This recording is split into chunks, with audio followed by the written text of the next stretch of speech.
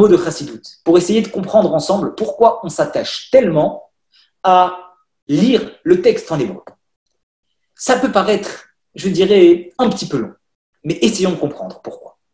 La première des choses que je voulais partager avec vous, c'est un mot que le Rabbi dit à propos de l'enseignement de dire les mots de Rambam. Le Rabbi nous dit, dans un de ses discours chassidiques, que lorsque nous disons le Rambam, eh bien Maïmonide, là où il se trouve, paix à son âme, dit en même temps les mots. Alors vous imaginez, on n'est pas en train de parler de la traduction, on est en train de parler des mots que Maïmonide lui-même a dit. Imaginons le mérite que nous avons lorsque nous prenons la peine, peut-être, de rallonger le cours de quelques minutes, mais de dire les mots, ou tout au moins que l'orateur dise les mots et que vous puissiez les écouter et que vous puissiez les suivre. Ça veut dire qu'à chaque instant où nous sommes en train de dire ces mots-là, eh bien Maïmonide est en train de dire en même temps ces mots-là. Alors on ne peut pas se passer de ça. Quand on le sait, on ne peut pas se passer de dire ces mots. Quitte à les dire vite, certes, mais les dire. C'est très important.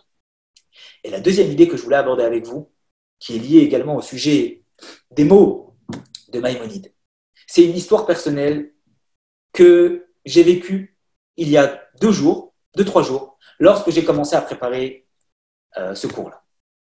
D'abord, un grand étreint à tous les participants.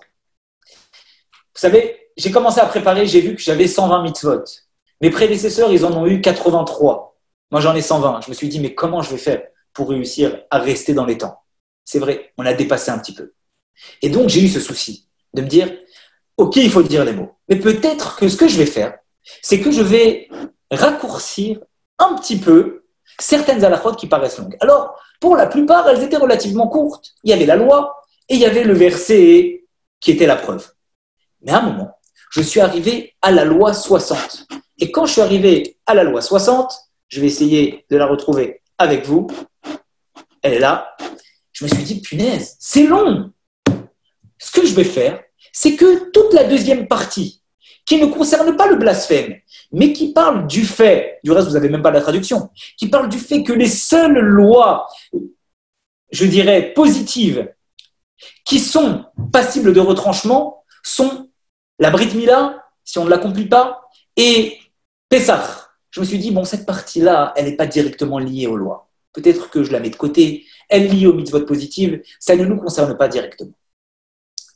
Et quand je suis arrivé au terme de la préparation, je me suis dit, mais il faut qu'on amène une idée de Chassidut, une idée qui va nous réveiller, une idée avec laquelle on va vivre. Et je ne trouvais pas. Je ne trouvais pas quelque chose, certainement parce que je n'avais pas assez cherché.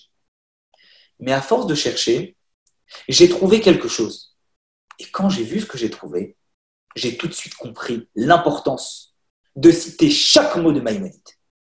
Parce que ce que j'ai trouvé, mes chers amis, c'est exactement une explication que le Rabbi donne sur la fin de la phrase. La phrase qui nous dit que la Mila et Pessah, ce sont des mitzvot assez, des mitzvot positives, mais malgré tout, eh bien, elles sont passibles de retranchement.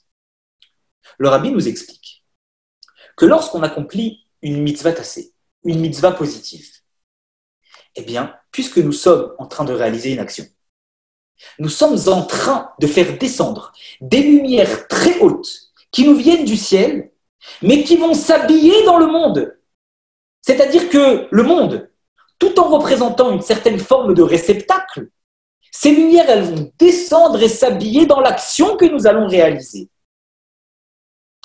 Mais par contre, le Rabbi nous dit que lorsqu'on fait une mitzvah lotaasé, lorsque nous ne transgressons pas quelque chose, eh bien, on fait aussi descendre une lumière. Mais le problème, c'est que cette mitzvah, elle s'accomplit par une inaction. Alors, qu'est-ce qui se passe? Le Rabbi nous dit que quand on fait une mitzvah lotaasé, on fait descendre une lumière qui est tellement haute qu'elle ne peut même pas s'habiller dans le réceptacle du monde. Et c'est pour ça que c'est par une inaction, par le fait de ne pas transgresser, que nous sommes en train d'accomplir une mitzvah. Quand c'est une action, la lumière, elle s'habille dans le monde. Et quand c'est une inaction, la lumière, elle est tellement haute qu'elle ne peut même pas s'habiller dans le monde. Donc, dans toutes les 122 mitzvot que nous avons citées, ce sont des mitzvot où lorsque nous ne faisons pas ces transgressions, nous pouvons faire descendre du ciel d'Akadosh Baruch Hu, eh bien des lumières qui sont infiniment plus hautes, même que les mitzvot, assez que les mitzvot positives. Mais par contre, Rabbi nous dit qu'il y a deux mitzvot positives, qui ont la même punition que toutes les autres mitzvot ta'asé. C'est la Brit Mila et c'est le Pessah. Cela veut donc dire que dans toutes les mitzvot positives, la lumière qu'on va faire descendre, c'est une lumière qui va s'habiller dans le monde, dans le réceptacle du monde. Mais il y en a deux où les lumières que nous allons faire descendre du ciel, elles ont la même valeur que toutes les autres mitzvot négatives, ça veut dire une lumière infiniment plus haute que toutes les lumières des mitzvot positives, mais malgré tout, elles vont avoir la capacité de pouvoir s'habiller dans le monde. Ça veut dire que quand on fait la Brit Mila, ou quand on s'assure que toutes les personnes autour de nous, ils ont fait la Brit Mila, ou quand on réalise Pessah comme il faut, ou qu'on fait en sorte que chaque personne autour de nous, il ait tout ce qu'il faut pour Pessah, on n'est pas simplement en train de faire descendre une lumière. On est en train de faire descendre une lumière qui, à la base, n'aurait jamais pu être habillée dans le réceptacle qu'est le monde. Mais pour ces deux mitzvot-là, cette lumière infiniment haute a le pouvoir et la capacité de descendre à l'intérieur du monde.